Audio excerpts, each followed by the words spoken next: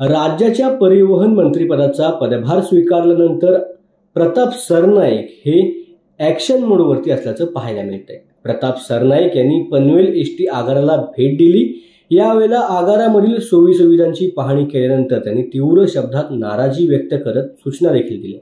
आगारामधील स्वच्छता, प्रवाशांची गैरसोय, तिकीट काउंटरची संख्या वाढवण्याच्या सूचना देत पनवेल आगार प्रमुखांची त्यांनी कानउघडणी केली। तसेच पनवेल आगाराबाबत मंत्रालयामध्ये स्वतंत्र बैठक लावण्याच्या सूचना त्यांनी अधिकाऱ्यांना दिल्या आहेत।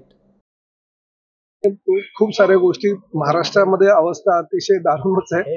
हे जरी आपल्या रायगड जिल्ह्यातलं महत्त्वाचं स्थानक जरी असेल तरी ठिकठिकाणची परिस्थिती वेगवेगळी आहे, परंतु प्रश्न मात्र सारखे आहेत।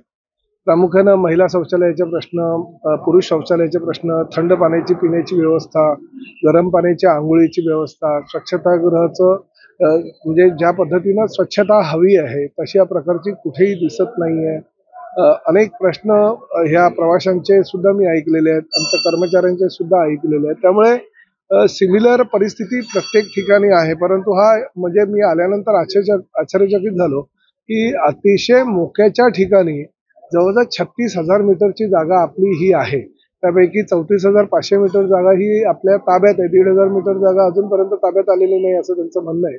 आणि बीओटी तत्वावर हे जे एसटी स्थानक आहे ते दिलेलं आहे ठेकेदाराला, परंतु त्या बाबतीत जी माहिती मी आता घेतोय, परंतु UDCPRचा जो नियम आला हे आता वर्षभरापूर्वी जे मुख्यमंत्री एकनाथ शिंदे साहेबांनी नगरविकास मंत्री त्यांच्याकडे ती जबाबदारी होती, त्यामुळे UDCPRच्या तरतुदीनुसार प्रत्येक मोकळ्या भूखंडावर अतिशय चांगल्या प्रकारचा FS आहे। म्हणजे काही ठिकाणी तर बिल्डर तो वापरू शकत नाही एवढा FS दिला जातो।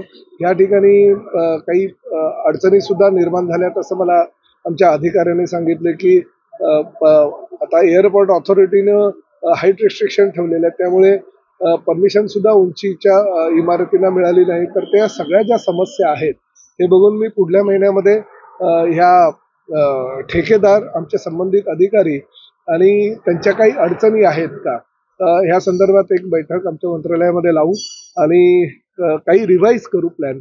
कारण जुने जे प्लॅन झालेले आहेत ते मला कुठल्याही प्रकारे माझ्या बुद्धीला न पटणारे प्लॅन आहेत। म्हणजे बऱ्याच ठिकाणी परिवहनचा फायदा कमी, परंतु ठेकेदार किंवा बिल्डरांचा फायदा जास्त, अशा प्रकारचे ते प्लॅनिंग केलेले आहेत।